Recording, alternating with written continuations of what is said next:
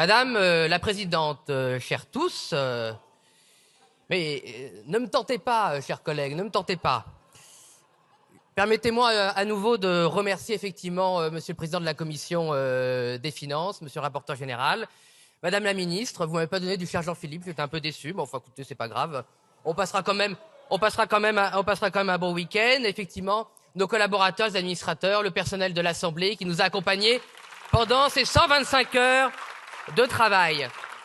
Et Madame la Ministre, je reste sur mon petit compliment du début de la discussion, à savoir vous êtes une excellente comédienne. Et vous êtes une si bonne comédienne que pendant 125 heures, on a réussi à parler de beaucoup de choses, de beaucoup de sujets, sauf de l'essentiel, à savoir le seul vrai budget qui existe. Le budget que les LR soutiennent, on le voit au Sénat, où vous appliquez doctement ce qui a été déposé par Monsieur Lecornu. Le budget que les socialistes n'ont pas voulu censurer, qu'ils ont laissé prospérer. C'est ce budget qui crée 19 milliards d'impôts, qui laisse partir les dépenses de 28 milliards, qui fait un déficit public réel de 5%, qui va mettre 73% de milliards d'intérêts. C'est ça le vrai budget. Et c'est ça un peu le tragique, c'est que vous croyez que les Français ne l'ont pas vu. Vous prenez systématiquement les Français pour les imbéciles qui ne sont pas. Mais les Français savent très bien ce qui se passe. Tout ce que vous faites est une diversion et nous savons que le budget qui va s'imposer, soit par ordonnance, soit par un 49.3, peut-être que les socialistes vous finiront par supplier de demander, eh bien c'est ce budget qui s'appliquera. Car, messieurs les socialistes et mesdames, vous n'avez pas censuré le budget, vous n'avez pas eu le courage du Rassemblement national pour censurer ce gouvernement avant qu'il dépose ce budget. Alors, malgré cette vérité, malgré ce mensonge d'État, il faut bien dire, vous êtes assez spécialiste que vous avez essayé de cacher, on a quand même vu encore les grands tabous. Grand tabou, c'est évidemment l'immigration, le tabou des tabous. Encore 150 pauvres millions d'économies refusées cet après-midi par une alliance des gauches et de la lâcheté de PR qui s'est soumis et des pauvres cocus de LR qui encore ont dû subir une énième humiliation. Deuxième tabou, les subventions aux énergies intermittentes. 10 milliards d'euros, on ne peut rien faire, Madame la Ministre, mais si, on peut laisser le pouvoir à Marine Le Pen et Jordan Bardella. Troisième tabou, l'Union européenne, et il n'y a plus d'argent en France, sauf pour Madame von der Leyen. Alors je n'ai pas pu le faire car j'étais rapporteur spécial du budget, mais je vais le faire ce soir. Ursula, rends l'argent. Quatrième tabou,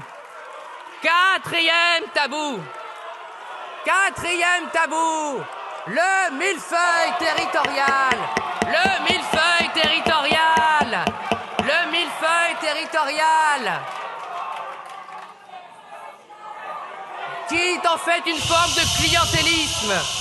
Dès qu'on parle des collectivités territoriales, s'agitent des dizaines d'amendements, alors que ces groupes, LR, PS, JOT, ne déposent jamais d'amendements. Mais dès qu'on parle des gros billets pour les collectivités territoriales, alors tous les lobbies s'activent. Et là, pareil, il y a beaucoup d'argent, des centaines de millions d'argent pour le tabou du millefeuille territorial. Autre tabou lié, le tabou de la bureaucratie. Autre forme de clientélisme où vous avez recasé à peu près tous les amis du pouvoir, amis jamais élus, amis battus, amis qui ne seront jamais élus, et on n'en veut pas d'ailleurs, mais toujours recasés avec les petits billets du pouvoir qui glissent, petits mots doux et gros billets, toujours payés par les Français. On a vu un nouveau tabou, parce que celui-là, vous ne l'assumiez pas avant dans les médias, c'est le tabou de la lutte contre la fraude fiscale.